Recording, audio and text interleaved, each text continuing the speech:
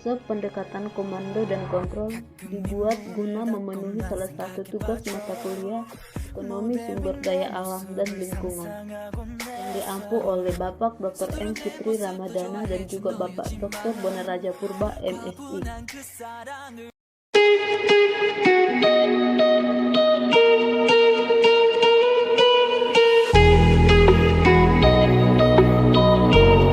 Video ini dibuat oleh mahasiswa pendidikan ekonomi semester 4 Fakultas Ekonomi Universitas Negeri Medan.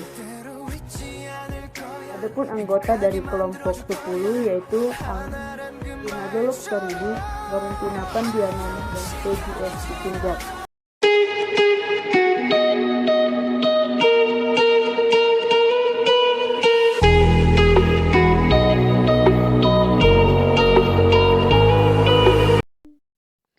Dalam video ini ada beberapa poin penting yang akan dibahas.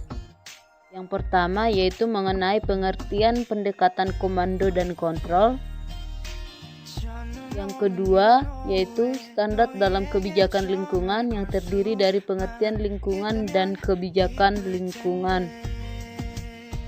Yang ketiga yaitu dasar dalam menentukan kebijakan lingkungan hidup. Yang keempat, implikasi ekonomi dalam pemakaian standar. Yang berikutnya, manfaat dan biaya sosial pengurangan polusi. Dan yang terakhir yaitu mengenai problematika corporate social responsibility. Untuk pembahasan lebih dalam terkait dengan materi-materi ini akan dijelaskan oleh masing-masing anggota kelompok. Konsep pendekatan komando dan kontrol atau CAC dapat didefinisikan sebagai peraturan langsung suatu industri atau kegiatan oleh undang-undang yang menyatakan apa yang diizinkan dan apa yang tidak diizinkan atau yang disebut dengan ilegal. Pendekatan komando dan kontrol ini berbeda dari teknik peraturan lainnya, misalnya penggunaan insentif ekonomi yang seringkali mencakup penggunaan pajak dan subsidi sebagai insentif untuk kepatuhan. Pemerintah dalam konsep komando dan kontrol adalah sebagai penyajian standar atau target kualitas oleh otoritas pemerintah yang harus dipenuhi.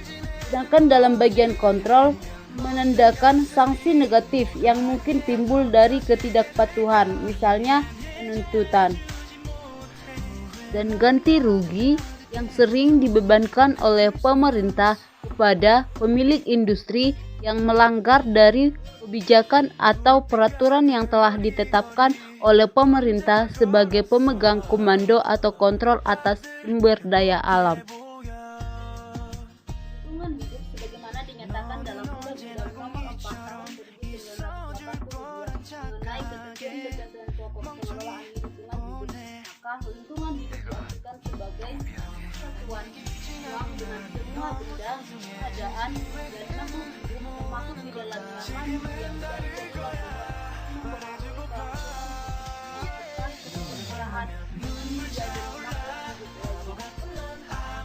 kebijakan pengelolaan lingkungan. Panduan kebijakan lingkungan berdasarkan ISO 14001 tahun 2015.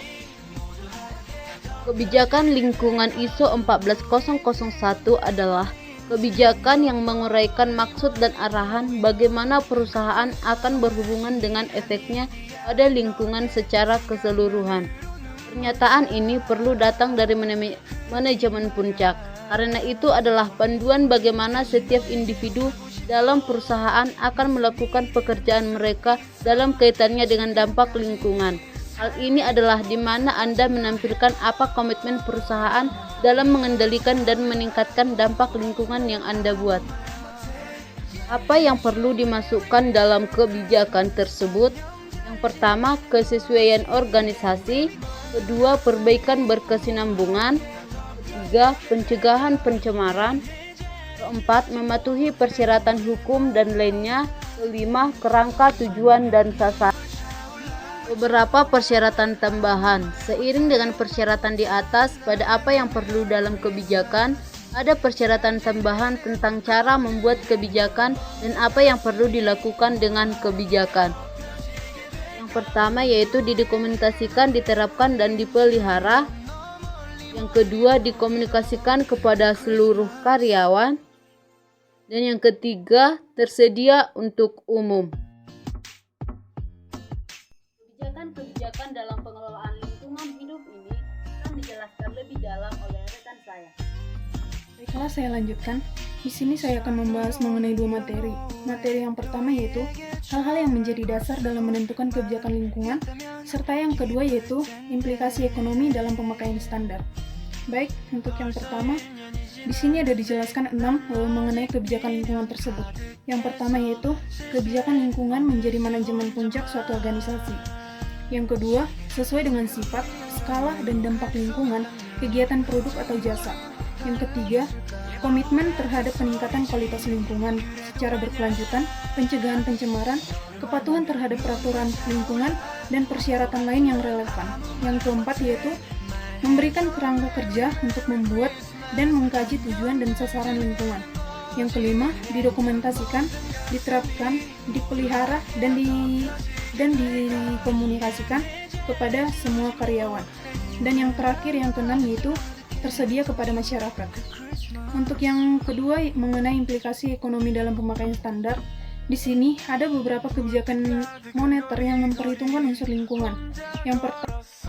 Yang pertama yaitu penataan silang. Prinsip penataan silang sangat penting untuk kebijakan di sektor pertanian, yaitu hanya petani yang dapat mempertahankan standar konservasi tanah dengan memenuhi syarat yang telah ditentukan dalam program umum bantuan pertanian yang dapat memperoleh keuntungan atau pendapatan yang lebih tinggi. Sedangkan untuk perusahaan, hanya perusahaan yang melakukan pemeliharaan lingkungan, yaitu dengan mengurangi emisi gas buang yang mendapatkan subsidi atau konsesi pajak untuk mengembangkan produksinya. Ini berarti bahwa harus didefinisikan dengan jelas mengenai standar lingkungan untuk berbagai aktivitas ekonomi. Yang kedua yaitu rantai sumber daya alam. Dalam hal ini, instrumen yang telah diterapkan adalah sistem perpajakan, terutama yang berhubungan dengan pengambilan sumber-sumber alam. Para pakar ekonomi menyatakan bahwa pajak yang dikenakan pada penggalian sumber daya alam harus sebanding dengan rente ekonominya, yang merupakan jumlah rente perbedaan dan rente kelangkaan. Sedangkan, kebijakan yang mempengaruhi pertimbangan non-moneter yang secara tidak langsung berkaitan dengan pendapatan meliputi pemilikan dan hak milik, pendidikan, serta tekanan penduduk. Pemilikan dan hak milik. Tidak adanya atau terbatasnya kepemilikan sering menjadi hambatan untuk upaya pelestarian lingkungan, seperti tidak adanya pemilik sebuah sungai ataupun pantai menyebabkan banyak perusahaan yang membuang limbahnya ke tempat tersebut. Mengapa? Sebab seluruh badan sungai dan pantai adalah akses bebas untuk kepentingan bersama, sehingga setiap individu akan memaksimumkan utilitasnya sehingga menurunkan kualitas dan kuantitas sumber daya alam tersebut. Alternatif pemecahannya adalah memberikan hak kepemilikan secara kolektif kepada penggunanya dengan argumentasi bahwa apabila sumber-sumber dimiliki secara kolektif, maka pemiliknya akan menghindari pemanfaatan yang diskriminatif. Yang kedua yaitu pendidikan.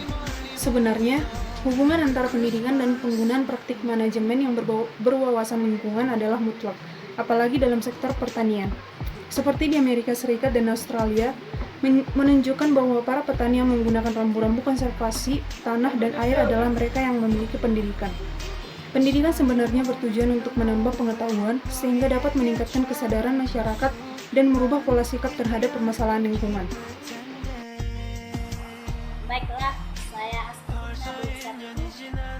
bahas menjadi manfaat dan biaya sosial pengurangan polusi. Biaya sosial dalam pengurangan sumber daya alam merupakan langkah efektif untuk memecahkan permasalahan sumber daya alam dan lingkungan.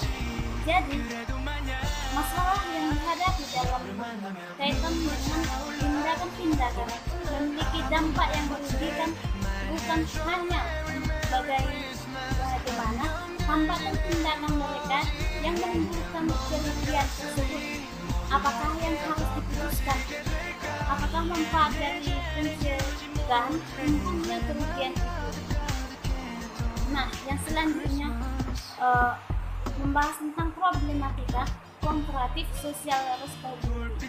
Sepanjang yang dapat ditangkap, kesan yang muncul tentang kooperatif sosial responsibility atau tanggung jawab sosial perusahaan selama ini adalah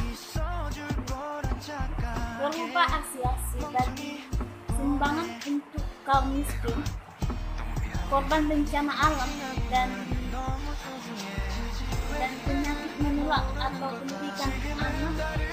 Pelaku bisnis melakukannya dengan sebagai kewajiban akibat bencana pihak lain hanya sekedar bantu basa-basi, dan apa yang disebut itu untuk kepentingan publikasi yang nantinya di televisi yang dilengkapi dengan iklan testimoni. Tampaknya optik SJR ekspresi kepedulian dan yang sengaja. Nah, sekian dari saya. Terima kasih. Ada 3 huruf yang sekarang ini paling banyak dibicarain orang di seluruh dunia. Ini dia, CSR. Nah, Om Google mencatat ada ratusan juta entries mengenai CSR.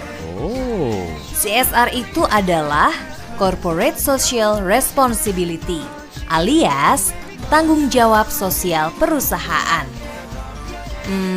Tanggung jawab sosial maksudnya apa ya? Begini, pertama kita mulai dari kata corporate atau perusahaan. Perusahaan adalah setiap badan usaha yang melakukan proses produksi baik barang ataupun jasa. Nah, kalau kita membuat perusahaan, pertama pastinya harus untung dong alias profit. Kedua, produknya juga harus bisa diterima oleh masyarakat alias people. Ketiga, dampak usahanya harus baik untuk lingkungan hidup, ya planet bumi ini. Inilah 3 aspek yang biasa disebut triple bottom line. Sinergi dari 3 elemen ini akan menjadi mata rantai saling menguntungkan. Istilah kerennya sih life cycle. Inilah kunci dari pembangunan berkelanjutan atau sustainable development.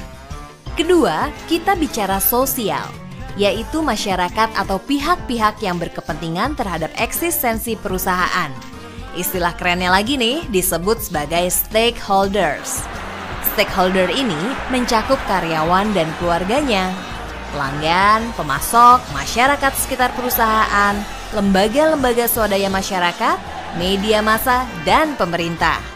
Ketiga adalah kata responsibility yang diterjemahkan ke dalam bahasa Indonesia sebagai tanggung jawab. Artinya adalah perusahaan memiliki kewajiban untuk menanggung akibat dari segala sesuatu yang telah dilakukannya. Jadi, CSR adalah tanggung jawab perusahaan akibat dampak kegiatan usahanya terhadap pihak-pihak yang berkepentingan, terutama masyarakat dan lingkungan sekitar perusahaannya. Jelas kan? Ini sesuai loh dengan Undang-Undang Perseroan Terbatas Nomor 40 Tahun 2007 yang menyatakan bahwa setiap perseroan atau perusahaan dalam menjalankan usahanya yang bersangkutan dengan sumber daya alam wajib menjalankan tanggung jawab sosial dan lingkungan. CSR memang tidak memberikan profit pada perusahaan dalam jangka pendek, tapi CSR harus memberikan keuntungan di masa datang. Oleh karena itu, hasil akhir dari strategi CSR akan menjadi investasi penting bagi perusahaan. Sebuah perusahaan mesti paham dengan Indonesia yang beragam suku bangsa dan budayanya, karakter sosial ekonominya, serta perbedaan kondisi alamnya. Nah, kalau sudah paham soal itu, di dalam menerapkan CSR, perusahaan bisa lebih fokus, terukur, dan sesuai dengan keunikan serta kearifan masyarakat dan lingkungan setempat. Karena apa? Karena CSR itu bukanlah hanya sekedar kegiatan promosi, marketing, ataupun sumbangan sosial, tapi lebih dari itu. Sebagai contoh nyata dari program CSR yang pernah dilakukan oleh sebuah perusahaan minyak swasta nasional, adalah mengubah gas buangan dari penambangan minyak menjadi LPG untuk kompor gas. Kegiatan CSR ini dilakukan karena masyarakat di sekitar pertambangan memang belum mendapatkan akses listrik dan hidup dari kayu bakar. Program ini dinilai sangat tepat guna dan dapat mencegah penebangan hutan. Jadi, hutannya tetap lestari, saudara-saudara. Contoh lain bagi wilayah yang lebih maju adalah dengan membentuk lembaga keuangan non-perbankan yang tidak hanya sekedar memberikan donasi kepada UKM yang kekurangan modal, tapi juga membimbing dalam kerjasama yang saling menguntungkan. Nah, bicara soal keuntungan, kalau pakai CSR, 1 ditambah 1 bisa jadi 3. Loh, kok bisa gitu? Bisa banget. Karena kalau perusahaan menerapkan CSR dengan baik dan benar, maka manfaat yang diperoleh tidak hanya 2 keuntungan saja. Keuntungan perusahaan dan keuntungan stakeholders. Tetapi juga menciptakan sebuah nilai baru, yaitu keuntungan bagi planet bumi. Jadi kesimpulannya begini, dengan melakukan CSR, keberadaan perusahaan akan diterima dengan baik dan lebih berkembang di tengah masyarakat. CSR juga makin mendekatkan persahabatan perusahaan dengan planet bumi. Dan yang terakhir nih, ini penting banget. CSR juga bakal menjamin kelangsungan perusahaan serta mendukung pembangunan berkelanjutan. Ingat ya, 3 huruf penting, yaitu CSR. Sekian dan terima kasih.